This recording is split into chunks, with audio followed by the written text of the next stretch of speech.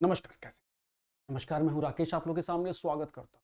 उम्मीद करता हूँ आप सभी लोग बहुत अच्छे होंगे, प्रिपरेशन की ओर लगे हुए होंगे और परीक्षा के लिहाज से एक बहुत इंपॉर्टेंट गवर्नमेंट स्कीम जो भी हाल ही है और हमारी जो परीक्षाएँ हैं, टीसीएस की, आरओ की, उसमें ये निश्चित रूप से क्वेश्चन देखने को मिलेगा। इसके अलावा अन्य जो परीक्षाएँ हैं, उसमें करंट अफेयर में ये बहुत ज्वलंत मुद्दा है और यहाँ से क्वेश्चन 1 से 2 आएँगे। लगभग जो प्रश्न है, उनको हम इस वीडियो में ले लेंगे और हार्डली 2 से 3 मिनट में एक आपका अच्छा शॉर्ट नोट रेडी हो जाएगा। इसको कर लीजिएगा और फटाफट चीज़ों को लेके आगे पीएम सूर्योदय योजना मतलब सूर्य से रिलेटेड मतलब एनर्जी से रिलेटेड एक योजना है और आपको पता है कि 23-24 और 24-25 का जो साल है भारत के लिए रिन्यूएबल एनर्जी में बहुत बड़ी क्रांति के रूप में देखा जाए।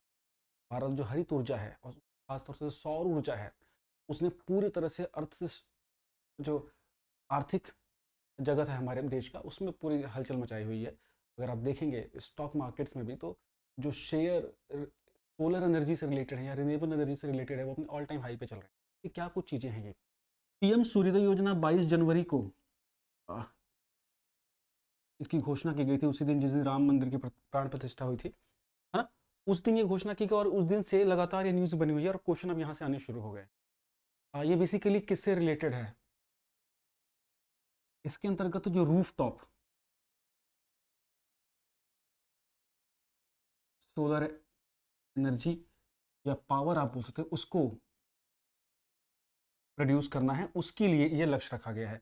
अब इसके थोड़ा सा हम लोग बैकग्राउंड चलते हैं, क्या कुछ है ये। छत पे पैनल लगा के, सोलर पैनल लगा के, फोटोवोल्टिक सेल जिसको जो होते हैं उसका पूरा पैनल होता है, वो लगा के जो ऊर्जा जनित सूर्य की रोशनी से जो ऊर्जा तैयार की जाती है, फिर उसको बैटरी में स्टोर करके उसको इलेक्ट्रिसिटी की तरह यूज किया जाता है और एक्सेस जो ऊर्जा होती है वो ग्रिड को भी वापस दी जा सकती है ना? तो इसी कंसेप्ट पे ये स्कीम को शुरू किया गया है। ऐसा नहीं है कि पहली बार ही ये रूफटॉप की परियोजना को लाया गया है। अगर आप 2010 के आसपास जाएं तो नेशनल सोलर मिशन हुआ करता, जिसने 2022 तक के लिए लक्ष्य रखा था कि 20 से 25 गीगावाट की हम इलेक्ट्रिसिटी जनरेट करेंगे सोलर पैनल रूफटॉप के द्वारा।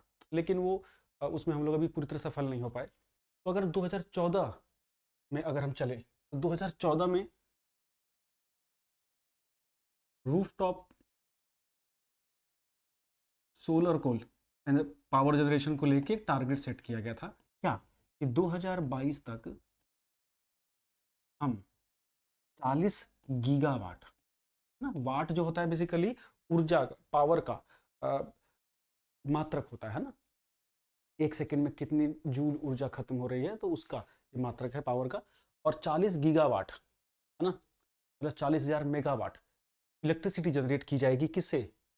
छत पे लगे हुए सोलर पैनल के द्वारा। ये लक्ष्य रखा गया था। लेकिन दो ये मैंने ये चित्र लगाया हुआ दिखाने के लिए आपको प्रतीकात्मक कि किस प्रकार ये सोलर पैनल वर्क करते हैं, कैसे सोलर पैनल आपको दिखते होंगे। ऑफ कोर्स आपको पता होगा कि कैसे दिखते हैं, ये आपको आपने देखे होंगे। तो खास तौर से इस दौरान क्या हुआ कि ज्यादातर जो ये रूफटॉप जो परियोजनाएं थी, इसमें कहाँ टारगेट हुआ? कमर्शियल जगहों पे। आप देखते होंगे रेलवे स्टेशन पे आपने देखे होंगे, या जो गवर्नमेंट के इंस्टीट्यूशन है ना, उनकी छतों पे ये लगे हुए होते थे पैनल, वहां से इलेक्ट्रिसिटी जनरेट होती थी। और 2022 तक हम लोग अपने टारगेट को अचीव नहीं कर पाए और 11 गीगावाट तक ही बिजली उत्पन्न हो पाई। किससे? सोलर पावर जो छत पे लगे हुए पैनल थे। अब टोटल में मत जाओ, टोटल सोलर पावर तो हमारी 73 गीगावाट की जनरेट हो रही है आज की डेट में, है ना? और इसमें सबसे ऊपर गुजरात है, फिर महाराष्ट्र है, फिर राजस्थान है। सॉरी, सबसे ऊपर गुजरात है, फिर राजस्थान है ना? लेकिन अगर हम सिर्फ सोलर सिर्फ छत वाले पे देखें तो सबसे ऊपर गुजरात हो जाएगा, फिर महाराष्ट्र हो जाएगा, फिर राजस्थान हो जाएगा। प्लीज ध्यान दीजिएगा, रूफ टॉप में आज छत पे लगे हुए पैनल के द्वारा आज सबसे ज्यादा ऊर्जा जनरेट होती है गुजरात में। क्वेश्चन नोट करो ये। उसके बाद महाराष्ट्र में, उसके बाद राजस्थान में। ठीक है, ओवरऑल अगर हम बात करें तो राजस्थान ऊपर है। ठीक, अब देखिए ओवरऑल की बात क्या है। ओवरऑल मतलब जो बड़े बड़े पूरे पूरे पैनल लगे हुए जगह, जो पूरे बड़े बड़े क्षेत्रों में है ना, यहाँ पे। तो हम यहाँ पे इस मुद्दे पे रहते हैं, यहाँ पे क्या क्या चीजें रही। तो 2022 तक जो हमारा 40 गीगावाट का लक्ष्य था, उसमें से हम लोगों ने 11 गीगावाट का लक्ष्य ही पूरा कर पाए। तो इसको स्पीड अप करने के लिए इस वर्ष, है ना, इसको स्पीड अप करने के लिए इस वर्ष हम लोगों ने एक पीएम ने एक सूर्योदय योजना लागू किया। आपने बोला जब ये इनिशिएटिव चल ही रहा था तो इसकी क्या आवश्यकता थी? इसकी आवश्यकता इसलिए थी कि इस प्रोजेक्ट को स्पीड अप किया जाए और इसमें कुछ चेंजेस लाए जाए। अब इसमें क्या है कि अभी तक सिर्फ 20% रेजिडेंशियल एरियाज यूज हो पाए थे। रेजिडेंशियल एरिया का मतलब क्या होता है? रिहायशी इलाके। अभी जो छतों पे जो सोलर पैनल लग रहे थे उसमें उसमें सिर्फ 20% हिस्सेदारी है रिहायशी इलाकों की, बाकी 80% कमर्शियल जगहों की थी। तो प्रधानमंत्री ने ये जो लक्ष्य रखा है कि इस योजना के तहत 1 करोड़ रिहायशी घरों पे पैनल लगेंगे और वहां से ये हमें ये लक्ष्य को पूरा करना है। और 2026 तक, अब टारगेट नोट करिएगा, 2026 तक हमें ये 40 गीगावाट का बच्चे टारगेट अचीव करना है रूफटॉप पैनल के द्वारा, सोलर पैनल के द्वारा, ठीक। और इसमें भी रिहायशी इलाकों को यूज किया जाएगा, बिकॉज ये तो यूटिलाइज ही नहीं हुए, लोग अपनी छतों पे लगाएंगे। उसके पीछे टारगेट क्या है, इसमें जो ना बिजली को ना बिल्कुल अब फ्री करने वाला कंसेप्ट हो जाए कि बस अपनी मेहनत से बिजली बनाइए और उसको उसी से यूज कर लीजिए। लोगों जो घरों की बिजली जो कंजम्पशन है उस पर अब ग्रिड आधारित जो बिजली आती है ना, उस पर निर्भरता खत्म हो जाए। तो इसमें क्या होगा, सोलर पैनल लगेंगे, सरकार उसमें सब्सिडी देगी, है ना, 78,000 तक की सब्सिडी देगी, कुछ उसके लिए अर्हताएं हैं। और उसके बाद आप जितनी बिजली यूज करेंगे और वो तो आपकी फ्री की हो गई, और अगर एक्सेस बिजली भी आपके पैनल में बनती है तो आप डिस्कॉम को देंगे। डिस्कॉम मतलब जो बिजली कंपनियां हैं हर स्टेट की ना, उनको वो आप बेच सकते हैं। आपके घर में मान लीजिए आपने जितनी बिजली आपके ग्रिड से, आपके पैनल से उत्पन्न हो रही है, उसमें आपका काम चल गया और एक्स्ट्रा बिजली भी बची है, तो आप उसको बैटरी के माध्यम से वो ग्रिड डिस्कॉम कंपनियों के पास चली जाएगी और उसके एवज में आपको पैसे भी मिलेंगे। तो आम की आम गुठलियों के दाम, ये है खास तौर से बड़ी चीजें। तो इसमें बहुत सारी अड़चने भी हैं, बिकॉज हर स्टेट की अपनी पॉलिसी इलेक्ट्रिसिटी को लेके, हर स्टेट जो डिस्कॉम कंपनीज हैं उनकी अपने अपने रूल रेगुलेशन है। इस पे अब इससे थोड़ा चरणबद्ध तरीके से चीज़ें आसान हो जाए। फिर जो, क्योंकि सोलर एनर्जी ना आज भी बहुत बहुत आसान नहीं है, मतलब ये महंगी एनर्जी है।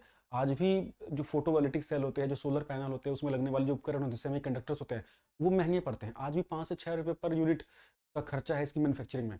तो ये आसान नहीं रहेगा। तो इसको और भी, तो सरकार अपनी मदद से इसको रोल आउट करके और एक लंबे भविष्य की ओर देख रही है कि हम ग्रीन एनर्जी की बात करते हैं।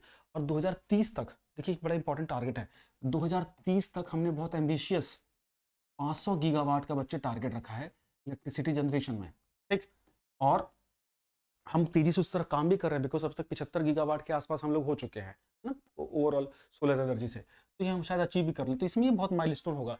इसमें क्या होगा, इंडिविजुअल इंक्लूड हो जाएंगे और उनकी बिजली पर निर्भरता कम हो जाएगी। इससे क्या होगा, जो हमारी कोयले से बिजली बन रही है वो कम हो जाएगी, हमारे कोयले का प्रोडक्शन थोड़ा कम हो जाएगा, हमारा कोयला थोड़ा प्रिजर्व होने लगेगा। और उसके बाद जो हमने लक्ष्य रखा हुआ कि 2030 तक हमारी जितनी बिजली बन रही है उसकी 50% रिन्यूएबल सोर्स से हो।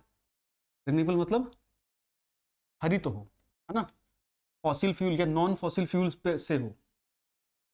मतलब जितनी बिजली की नीड हमको है 2030 तक, उसकी आधी बिजली हम गैर जीवाश्म ईंधनों से ही उत्पन्न करें, मतलब विंड एनर्जी से, सोलर एनर्जी से, हाइड्रो पावर से, है ना, फॉसिल फ्यूल जीवाश्म ईंधनों का यूज ना करें, जिसमें खासतौर से कोयला है। ये सारे लक्ष्य पूरे होते हुए हमें दिख रहे हैं। तो कितनी की चीजें इसमें आपको देखने को मिल रही है ना यहाँ पे, इसको जरूर देख लीजिएगा टारगेट्स को। सोलर से रिलेटेड बहुत सारे क्वेश्चन आ रहे हैं, जैसे कि भारत की बहुत कमिटमेंट है। 2015 में भारत ने जो पेरिस क्लाइमेट समझौता हुआ था ना, यूएनएफसीसी जो बैठक हुई थी, COP 21 था आई गेस वो, उसके बाद भारत ने ISA का निर्माण किया, इंटरनेशनल सोलर अलायंस, भारत और फ्रांस ने मिलकर, है ना, कि सौर ऊर्जा को कैसे बढ़ाया जाए, जिसका हेडक्वार्टर आपका फ्रांस में है, उसमें है, गुड़गांव में HQ है इसका, है ना। इसमें करीब करीब, इसको गुरुग्राम बोलते हैं, गुरुग्राम ही लिख देते हैं भाई। अभी इसमें करीब करीब 119 से 120 के आसपास देश हैं शामिल हो चुके हैं। तो ये भी है। फिर भारत ने अभी अब तो PM कुसुम योजना भी शुरू की थी, जिसके अंदर के किसानों को सोलर पंप इरिगेशन के लिए, सिंचाई के उपकरणों के रूप में दिए गए थे। तो सोलर एनर्जी के ऊपर लगातार भारत अलग अलग योजनाओं और इनिशिएटिव को लेकर काम कर रहा है। लक्ष्य यही है कि हम जीवाश्म ईंधनों पर अपनी उपलब्धता को कम करें और सोलर के क्षेत्र में जो एनॉर्मस अपॉर्चुनिटी है उसको हम लोग खोजें, है ना। अभी आपने देखा होगा हाल ही में सेमीकंडक्टर पॉलिसी भारत ने भी इंप्लीमेंट की। ये बहुत कुछ यहाँ से जुड़ी, सेमीकंडक्टर्स जो चिप्स हैं, सेमीकंडक्टर गाड़ियों में, टेक्नोलॉजी में, है ना, जो भी वर्तमान समय की जो या इलेक्ट्रॉनिक व्हीकल्स है, उन सब में सेमीकंडक्टर बहुत बड़ा प्रोडक्ट के रूप में यूज होता है। तो ये सारे लक्ष्य वही हैं कि हम एक ग्रीनर एनर्जी की ओर अपने आप को डेवलप करें और self reliance, self sustainable development अपना कर पाए। तो इस लेक्चर से लगभग इस वीडियो, इस कंटेंट के ऊपर, इस इस टॉपिक के ऊपर जितने क्वेश्चन लगभग पोटेंशियल बन सकते थे वो हम लोगों ने कवर कर। उम्मीद करता हूँ लेक्चर आपको अच्छा लगा होगा, और अगली वीडियो में PCS RO संबंधी जो परीक्षा है उससे रिलेटेड कंटेंट आपको मिलता रहेगा। करंट अफेयर्स हो गए या सीरीज हम लोग स्टार्ट करने रहे हैं उसके ऊपर काम हो गया, वो लगातार उसको देखते रहिए। चैनल पहली बार है तो सब्सक्राइब जरूर करिएगा, अपने दोस्तों तक इसको जरूर भेजिएगा, और इसके नोट्स जरूर बना लीजिएगा। अच्छा हाँ, टेलीग्राम ग्रुप जरूर ज्वाइन कर लें, एम विद राकेश सर्च करो टेलीग्राम पे, मिल जाएंगे हम।